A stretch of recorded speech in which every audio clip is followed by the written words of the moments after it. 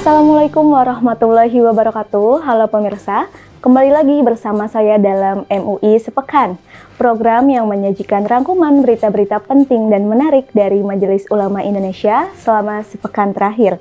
Bersama saya, Skarlandari, segera kita simak MUI Sepekan selengkapnya hanya di MUI TV, rujukan umat, inspirasi dunia.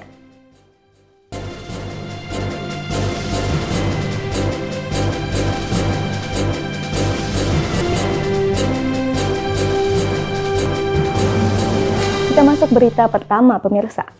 Majelis Ulama Indonesia mengungkapkan potensi keharaman penggunaan sound system yang kerap digunakan dalam acara hiburan dengan suara keras dan berlebihan. Menurut Majelis Ulama Indonesia, penggunaan sound horeg yang menimbulkan gangguan dapat merusak ketenangan masyarakat serta akan mengundang unsur maksiat. Oleh karena itu, MUI mendorong evaluasi penggunaan sound system tersebut agar tidak melanggar norma agama dan norma sosial. Karena itu, MUI bisa memahami apa yang telah dibahas dan juga ditetapkan oleh para kiai di Pasuruan yang menetapkan sound horeg itu haram dengan berbagai pertimbangan.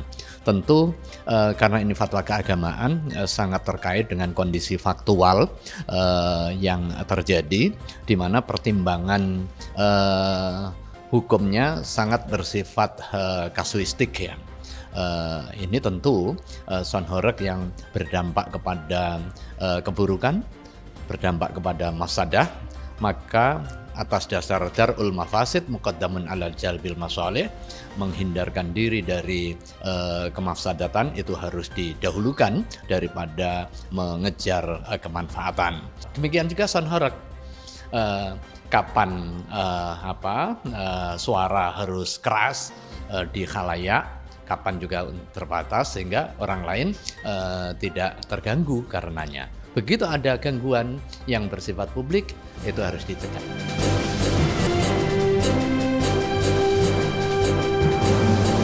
Lembaga Seni Budaya dan Peradaban Islam Majelis Ulama Indonesia tengah mempersiapkan penerbitan ensiklopedia Islam sebagai upaya memperkaya khasanah keilmuan Islam di Indonesia.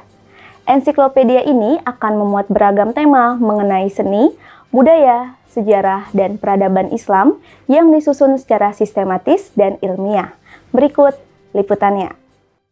Yang merupakan program besar satu periode menerbitkan ensiklopedia budaya Islam di Indonesia, yang kita sudah mulai perencanaannya dari tahun 2021. Dan alhamdulillah pada tahun ini, tahun 2025, kita telah menyelesaikan seluruh draft dari ensiklopedia tersebut, yang insya Allah memuat berbagai macam khazanah kekayaan dari budaya Islam yang ada di Indonesia. Kuliner, seni bangunan, seni lukis, seni sastra, bahkan pemakaman para sultan dan para ulama. Insya Allah, ensiklopedia yang disusun oleh tim LSBP ini akan kita targetkan dapat dipublikasikan secara resmi pada event International Book Fair yang akan diselenggarakan pada bulan September 2025 ini.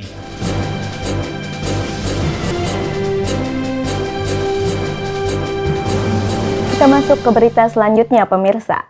Majelis Ulama Indonesia menyatakan dukungannya terhadap pembangunan Giant Sea Wall sebagai bentuk ikhtiar pemerintah dalam melindungi masyarakat dari ancaman banjir dan kenaikan permukaan air laut. Selain itu, MUI juga mendorong agar pembangunan dapat dilakukan secara transparan dan berkeadilan, guna mewujudkan kemaslahatan bersama. Ini adalah bentuk antisipasi Majelis Ulama Indonesia terhadap rencana pemerintah yang sangat bagus ya tentang pembangunan Giant Sea Wall. Karena memang orang-orang Jawa terutama yang ada di Pantura itu dikepung dari dua hal. Pertama, dikepung oleh tanah di pesisir Pantura Jawa, ya, itu yang mulai merendah yang tadi sudah dijelaskan oleh para pakar, itu turun antara 1 sampai 10 cm. Yang kedua itu juga karena pemanasan global, di mana es di kutub itu banyak mencair, sehingga jumlah air di lautan itu makin bertambah setiap tahun. Jadi kita MUI mendukung sepenuhnya solusi untuk mengatasi itu secara komprehensif. Yang lebih penting lagi buat Majelis Ulama Indonesia adalah bagaimana agar ketika dilakukan pembangunan, yang mana pembangunan itu mungkin nanti akan bekerja sama dengan beberapa pihak swasta, jangan mengorbankan rakyat.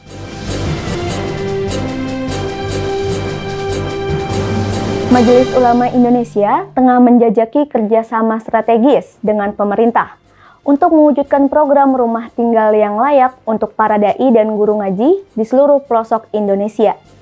MUI juga berharap dengan adanya kerjasama ini dapat menjadi wujud yang nyata keberpihakan negara terhadap peran strategis guru ngaji dan dai dalam membina umat. Dari Majelis Ulama Indonesia bersama pemerintah sebagai mitra pemerintah yaitu Sodikul Hukumah menyambut baik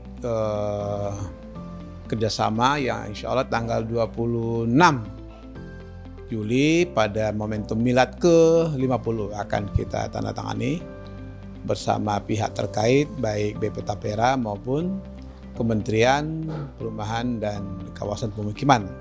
Prinsip pengadaan rumah ini merupakan hal yang sangat mendasar, hal yang sangat bersifat primer ya. Meskipun sangat-sangat rendah penghasilannya, coba nanti kita lihat skema pembiayaan dari pihak pemerintah bersama bank-bank syariah. Di mana bank syariah ini diantaranya ada BSI, Bank Syariah Indonesia, ada Bank Muamalat, ada bank KB Bukopin Syariah, ya, kemudian juga Mega Syariah. Ini semua mitra-mitra kita yang bisa kita ajak ya bersama-sama pihak terkait untuk melakukan skema pembiayaan, yaitu skema pembiayaan berdasarkan prinsip syariah. Nah, kalau itu kami dari MUI mendorong para ormas yang memiliki guru ngaji, mubalik untuk menyediakan fasilitas pembiayaan rumah yang terjangkau yang pemerintah memberikan subsidi.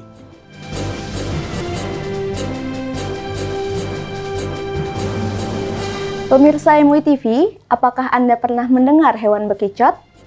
Secara umum, bekicot merupakan hewan melata berlendir yang hidup di dua alam. Majelis Ulama Indonesia sudah mengeluarkan fatwa mengenai konsumsi hewan bekicot. Lalu bagaimana hukum mengonsumsi bekicot? Dan informasi ini sekaligus mengakhiri jumpa kita dalam MUI Sepekan pada episode kali ini. Akhir kata, saya Sekar Wulandari, mewakili seluruh kru yang bertugas pamit undur diri. Terima kasih atas perhatian Anda. Tetap saksikan MUI Sepekan hanya di MUI TV, rujukan umat, inspirasi dunia. Wassalamualaikum warahmatullahi wabarakatuh. Bekicot adalah hewan yang bercangkang dan berlendir. Tergolong dalam suku Acatinidae. Binatang yang jalannya lambat ini ternyata menyimpan berbagai manfaat bagi kesehatan tubuh loh. Nah, melihat dinamika yang terjadi di masyarakat, ada sekelompok masyarakat dan rumah makan yang memanfaatkan bekicot sebagai salah satu menu untuk dikonsumsi. Memandang perlunya pedoman bagi umat muslim di Indonesia khususnya, Komisi Fatwa MUI perlu menetapkan hukum mengonsumsi bekicot ini, sahabat. Mengingat bahwa bekicot merupakan salah satu jenis hewan yang masuk kategori hasyarat, yaitu hewan kecil yang berbisa maupun yang tidak berbisa, tapi beracun dan menjijikan. Maka, berdasarkan jumhur ulama, yakni Hanafiyah, Syafi'iyah, Hanabilah, Zahiriyah, menyatakan bahwa mengonsumsi bekicot adalah haram hukumnya.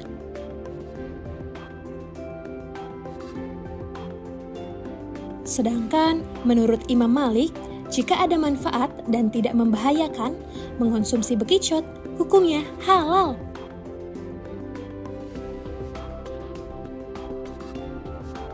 Dari pendapat para ulama terdahulu, maka Komisi Fatwa MUI menetapkan bahwa mengonsumsi bekicot hukumnya adalah haram. Dan tidak hanya itu sahabat, membudidayakan dan memanfaatkannya untuk kepentingan konsumsi hukumnya juga haram. Namun, bila pemanfaatan bekicot untuk kepentingan non-pangan, seperti untuk obat dan kosmetika luar, hukumnya mubah, sepanjang bermanfaat dan tidak membahayakan.